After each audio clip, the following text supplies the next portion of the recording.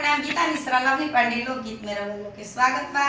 तो देखी बहुत सुंदर एगो बेटा के विवाह के गीत लेके हमनी के आई बनी जात। हमरा गीत के सुन के हमारा चैनल के लाइक सब्सक्राइब शेयर जरूर करम। कमेंट बॉक्स में जरूर बताई कि हमनी के गीत रहो लोग के कैसा लगा। बहुत पुराना गीत बा, हमर दादी गावत रही।